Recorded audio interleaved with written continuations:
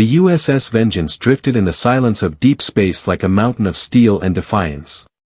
3 kilometers long, black against the stars, it was the largest vessel humanity had ever built, a monument to everything our species had learned, feared, and hoped for since stepping beyond the cradle of Earth.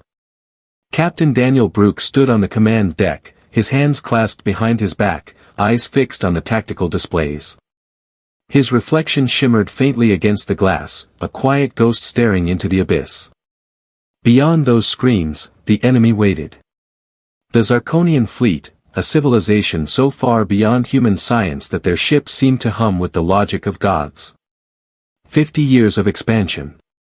50 years of fragile peace in the stars. And now it had come to this, a single moment where everything would be decided. Lieutenant Nicole Harris approached from the communications console, worry written plainly across her face. She'd served under Brooke for 7 years. She didn't need words, he could read her expression as easily as a data log. The Zarconians have sent another transmission, she said quietly. They're demanding surrender. Immediate surrender. Brooke allowed himself the faintest of smiles, tired, but resolute. For 3 long years, the Zarconians had burned through the outer colonies, their crystal-powered fleets appearing without warning, striking like lightning, and leaving behind only ash and silence. Their technology broke every rule of physics that humanity understood. They didn't use cumbersome jump drives like ours. They moved between stars as if distance meant nothing. And now they were here.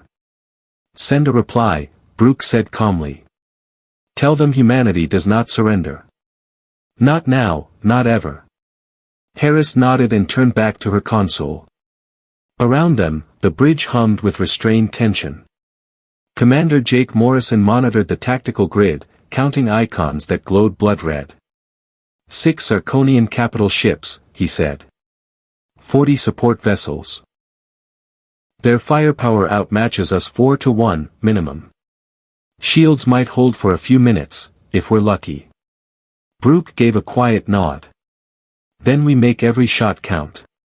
The crew had trained for this.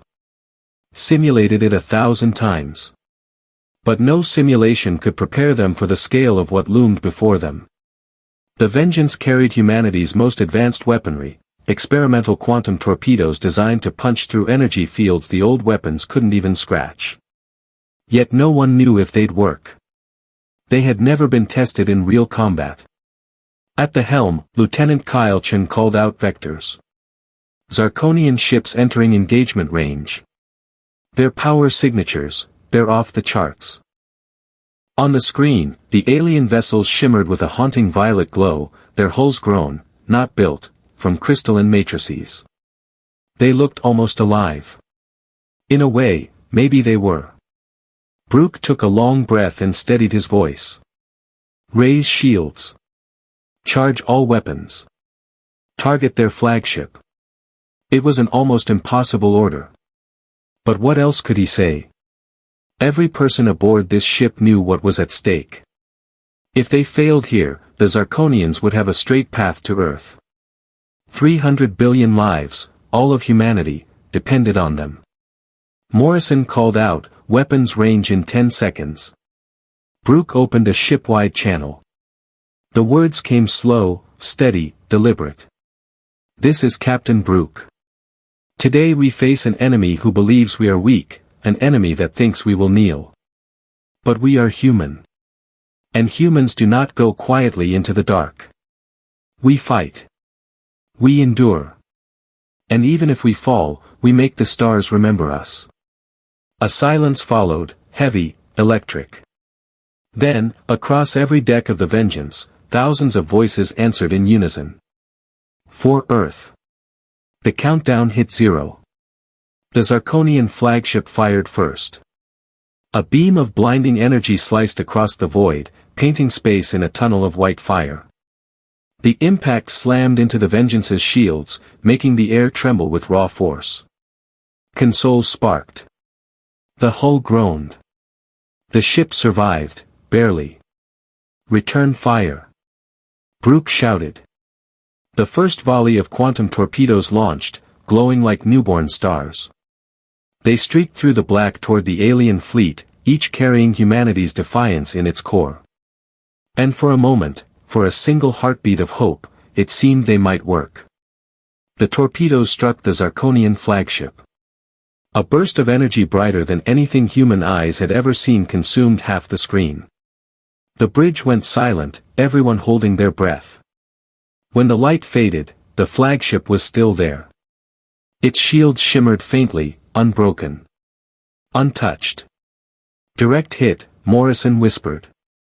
Minimal damage. The words landed like a death sentence. Then the Zarconians fired again. 6 capital ships unleashed their full arsenal. 6 converging beams turned night into annihilation. The Vengeance's shields held for 4 seconds. Then they failed completely. Energy lanced through the ship, vaporizing the forward batteries. Another beam tore open the engine room. A third gutted entire decks. The great battleship shuddered, broken. Emergency lights washed the bridge in crimson. Systems failed one by one. Evacuate the ship. Brooke ordered, even as he knew the truth, the escape pods were already gone, vaporized in the first barrage. Lieutenant Harris turned toward him, blood running down her face from a shattered console. Captain, incoming message. From the Zarconian commander. Brooke hesitated, then nodded. Put it on screen. The alien appeared in a cascade of light. Its body refracted into 1,000 facets of crystal, bending color in impossible ways. Its voice came through as layered harmonics, half sound, half pain. Human resistance is admirable, the being said, but meaningless. You will be remembered, as we erase every trace of your kind. The transmission ended. Outside, the final wave of beams tore through the Vengeance. Hull integrity dropped to 0. The ship's core imploded, light blossomed, and the largest ship in human history died in silence. Captain Daniel Brooke died at his post. So did his crew. 2,000 souls, gone in an instant. The Zarconian fleet did not slow. They didn't even acknowledge the destruction. They simply changed formation and set course for the inner colonies, toward Earth. 17 hours later, the news reached Unified Earth Command. Admiral Lisa Campbell received the transmission in her office overlooking the Pacific arcologies. She had fought for 40 years, seen human fleets win and lose, but never like this. When she heard there were no survivors, something inside her went very still. Colonel Frank Peterson stood at attention across from her, voice low. 2,000 confirmed dead. The Vengeance was annihilated. No escape pods detected. Campbell closed her eyes. And the enemy? They're moving toward the tidy colony. Fast. The word tidy struck her harder than she expected. Humanity's first true home beyond the solar system. 8 million people lived there, farmers, scientists, families. The first world that felt like Earth again. Status? She asked. Peterson's expression told her everything. They've begun orbital bombardment. Ma'am, they're setting the entire planet on fire. Campbell turned toward the holographic map of known human space. 12 colonies, 300 outposts.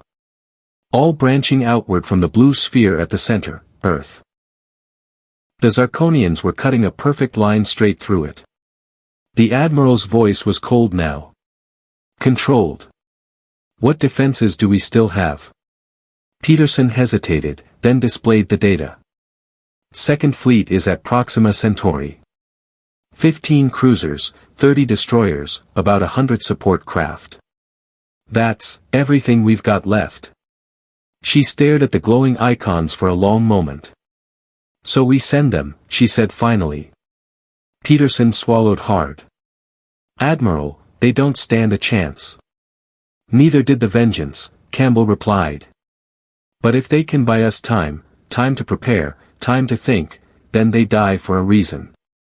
He nodded, though every word weighed heavy. He knew what buying time meant.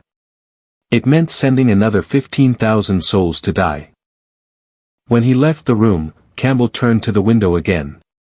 The sunset burned in shades of orange and red across the sky.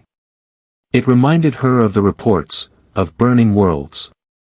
She whispered softly to the empty air.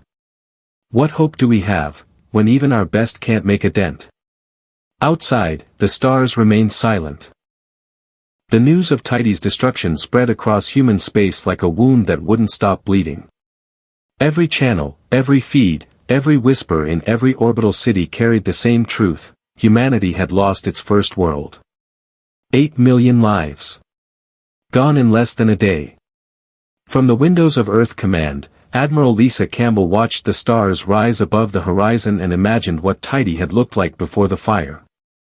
She remembered the first time she'd visited, standing on alien soil that smelled faintly of rain and ozone, hearing birds that didn't exist on Earth.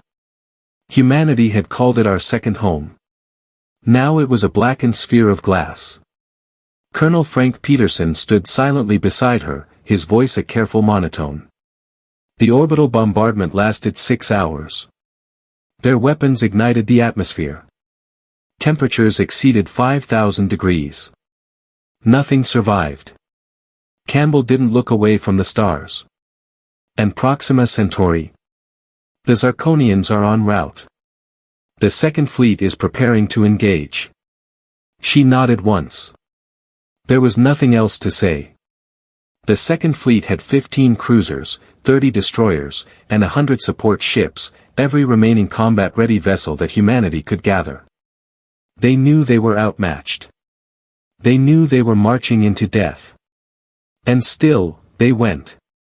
Captain Victoria Grant stood on the bridge of the USS Defiance, the flagship of the Second Fleet. Her crew moved with the quiet rhythm of people who already understood their fate. Enemy fleet entering range, her tactical officer said. Grant exhaled slowly, her voice steady. All ships, open fire. In that instant, the void came alive. Beams of energy, missile trails, quantum torpedoes, every human weapon unleashed at once.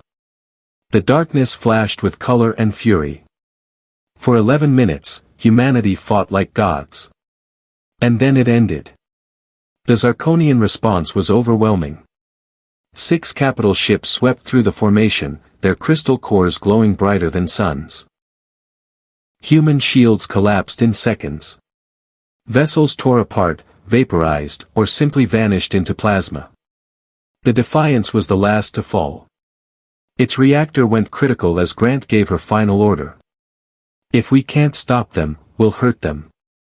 Ramming speed. The Defiance accelerated toward the Zarconian flagship at full burn, hull ablaze, her engines screaming against the void. She struck dead center. The explosion lit space like dawn. And when the light faded, the alien ship's shields hadn't even flickered. Grant died with her hands still on the controls.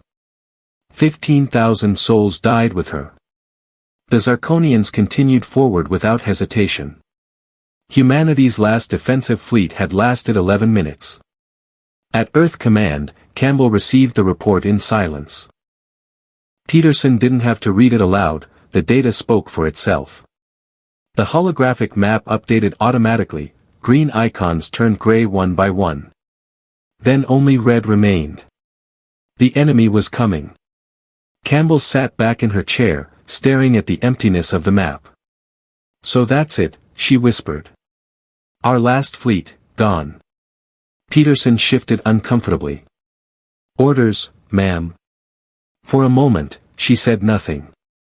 The words that finally left her mouth felt heavy enough to break the room. Begin civilian evacuation protocols. All outer colonies. All orbital cities. Peterson hesitated. That's billions of people. Then start with those who can leave first, Campbell said coldly. Every hour we delay, another world dies. When he left, the Admiral turned off the room's lights and watched the planet below. The night side of Earth glimmered with a billion cities, tiny, fragile lights in the dark. She whispered again, almost to herself.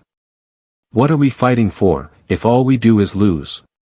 But deep inside that thought, another voice answered her, a quiet, defiant echo. Because to be human is to fight even when you've already lost. Proxima Centauri, 6 hours before fall. Governor Stephen Martinez stood in the control tower of New Harmony Spaceport. The evacuation was chaos, transports launching every minute, skies filled with fire trails, civilians crowding the tarmac in endless lines. How many left on the surface, he demanded. Lieutenant Nathan Cross, his aide, checked the figures. His voice trembled. Over 2 million, sir. We'll never get them all out in time. Martinez clenched his fists. Outside, through the transparent dome of the tower, he could see the city below, towers of silver, rivers glowing with reflected light. New Harmony had taken 30 years to build. It had been the dream of a generation. The first Zarconian beam struck the northern continent. An entire landmass simply vanished. The sensors went white for several seconds before recalibrating. Shockwaves circled the planet. Oceans boiled. Cross whispered, "My family's there." Martinez didn't answer. He just watched. The bombardment continued, methodical, surgical. Beam after beam, each one rewriting the planet's surface. He turned back to the comms. Keep the transports flying. Every ship that can hold a human being, get them off the ground. The evacuation continued until a beam hit the spaceport itself. The tower exploded in light. Governor Martinez, Lieutenant Cross, and 2 million more died that day. 6 hours later, Proxima Centauri was gone. Another dead world. Another name carved into the growing list of extinction. On Earth, despair began to take root. Fear turned into silence. Billions watched as entire worlds winked out of existence. But in the darkness of command chambers and laboratories, a few minds refused to give up. When the Earth Council convened in emergency session, Admiral Campbell stood before them like a statue carved from exhaustion and will. The situation, she began, is simple. We have 3 options. We can run. We can surrender. Or we can fight. The council members murmured, weary and afraid. Chairman Gregory Walsh leaned forward. You've seen the reports, Admiral. Every fleet you've sent has been annihilated. The vengeance lasted minutes. The second fleet, 11. What makes you think we can fight? Campbell didn't flinch. Because our scientists may have found something the enemy doesn't know we understand. She brought up a holographic projection, a crystalline lattice suspended in blue light. It spun slowly, beautiful and deadly. This, she said, is the structure of a Zarconian quantum core. Every one of their ships is powered by it. It's what makes them nearly invulnerable. But it's also a potential weakness. A murmur rippled through the council. Walsh frowned. A weakness?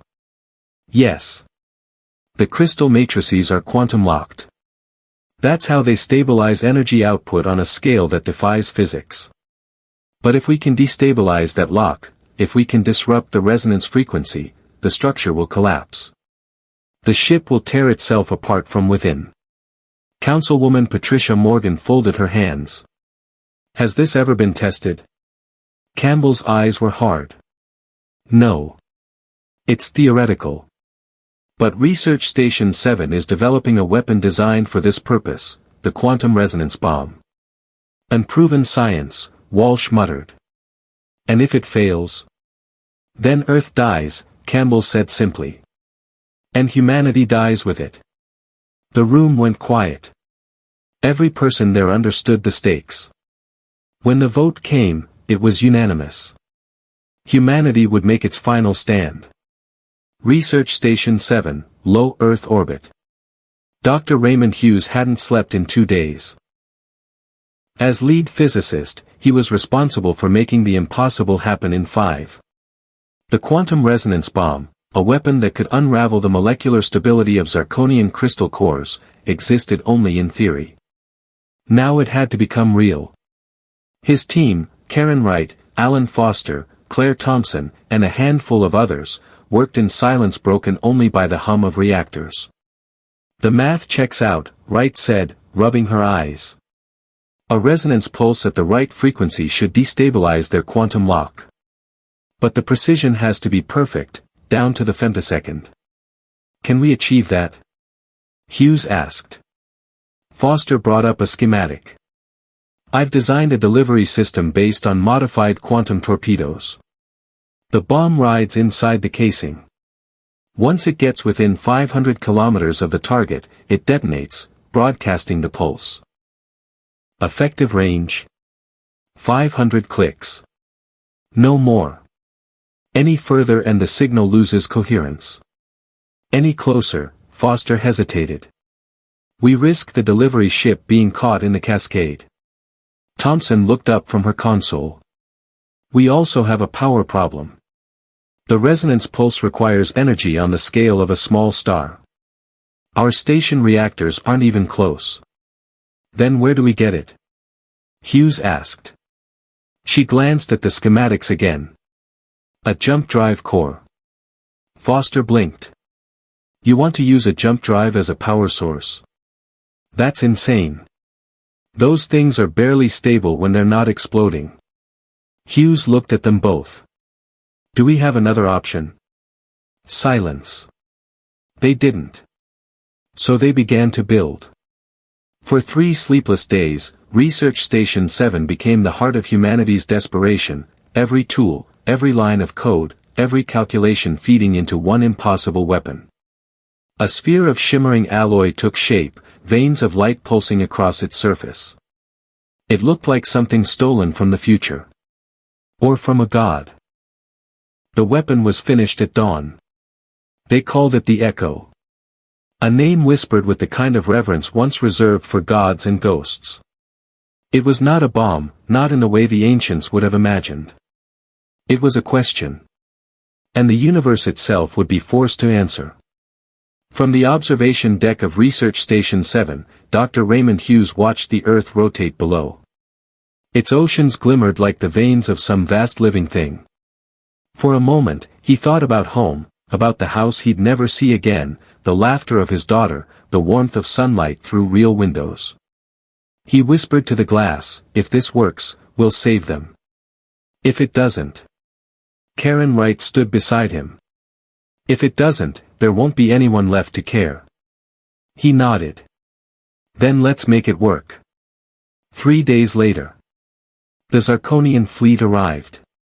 It came like an eclipse, a wall of light and geometry that swallowed the stars. Dozens of crystal warships moved in perfect formation, each one radiating impossible energy. At their heart drifted the prime vessel, a construct so vast it could blot out continents. From Earth, people looked up and saw a second sun hanging in the sky. Admiral Lisa Campbell stood in the command center of Orbital Defense Station Aurora. Her face was unreadable, her voice steady. "All defense networks, activate. Every ship, every gun. I don't care if it's a mining drone or a cargo hauler. If it can fire, it fights." Thousands of human vessels rose from orbit, forming a fragile line between Earth and annihilation. "Status of the Echo?" she asked. Hughes' voice came through the comms, faint but calm. "Charging.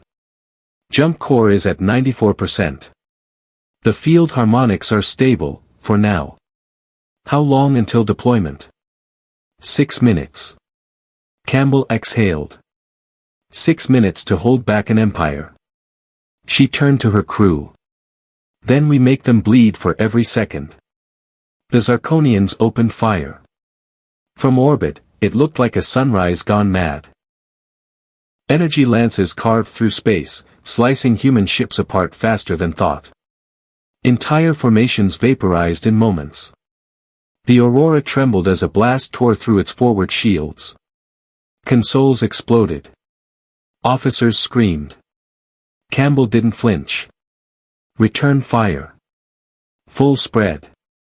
Target their power cores."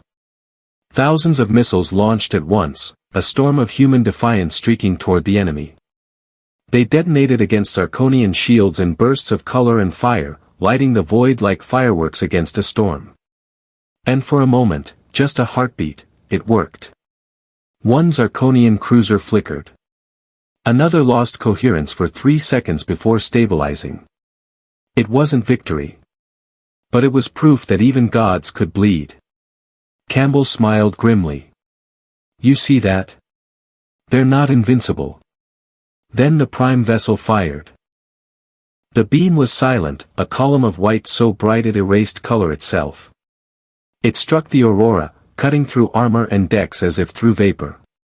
The command center vanished in light. When the beam faded, the station was gone. But her last order had already been given. All ships, protect the Echo. Research Station 7. The jump core screamed. The entire structure shuddered under impossible strain.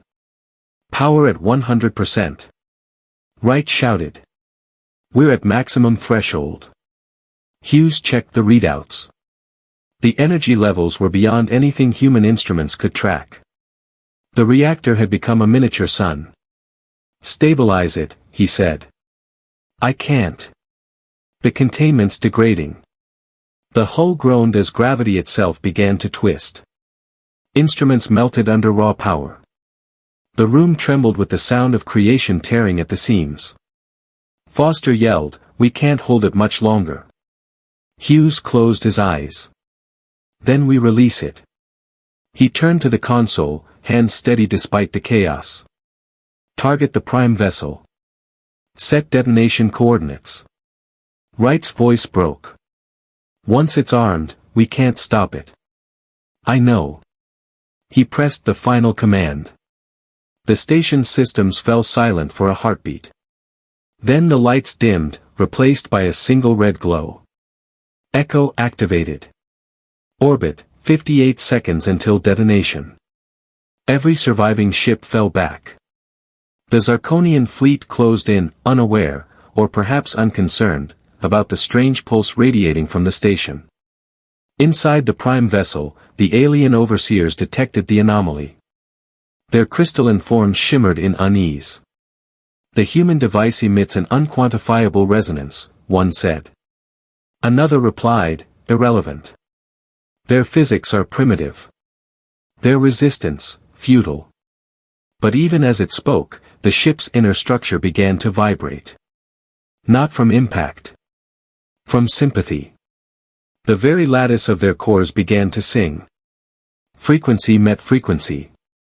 Pattern met pattern. The alien perfection began to unravel.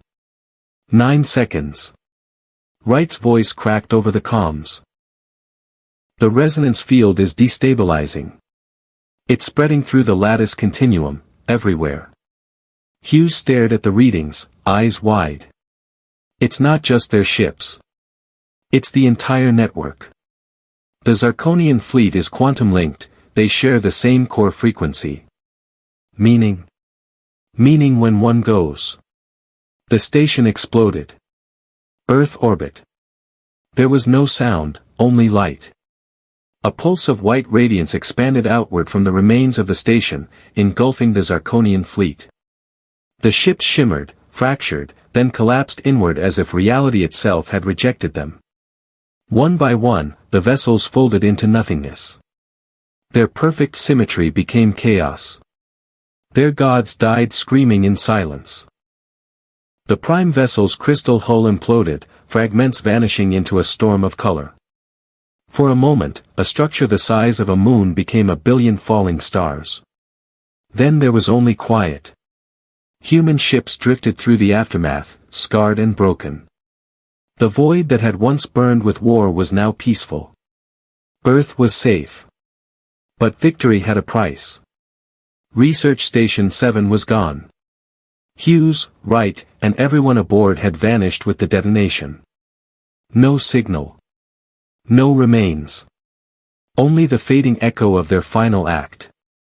And yet, in the depths of the debris field, instruments detected something strange. A resonance. Faint. Rhythmic. Almost alive. It pulsed once every 7 seconds, matching no known frequency. It wasn't static. It was structured. Campbell, miraculously alive aboard a damaged Corvette, heard the transmission first. Her communications officer frowned. It's broadcasting in quantum band. No encryption. Just, repeating itself. Play it. The speakers crackled. Then a voice emerged, distorted, layered, half human, half something else. We are awake. The bridge went silent. Campbell stared into the stars, her breath catching. Who's we? The signal repeated, slightly clearer this time. Humanity has seen the pattern. The void is not empty. We remember. Then it stopped. Later, Earth, Reclamation Tower 1. Weeks passed. The Zarconians were gone, utterly, completely gone. The surviving nations began to rebuild, slowly, cautiously. Humanity had survived its own extinction. But the signal continued. Every few hours, it would pulse again, from nowhere and everywhere. Scientists studied it, philosophers debated it, priests prayed to it. Some said it was the consciousness of Hughes and his team, uploaded by the resonance field. Others believed it was something new, an emergent intelligence born from humanity's final act of defiance. Whatever it was still thinking. And on the edge of the solar system, where the last fragments of the echo's energy dispersed into the void, a faint blue light flickered in the darkness. As if something vast had begun to listen back.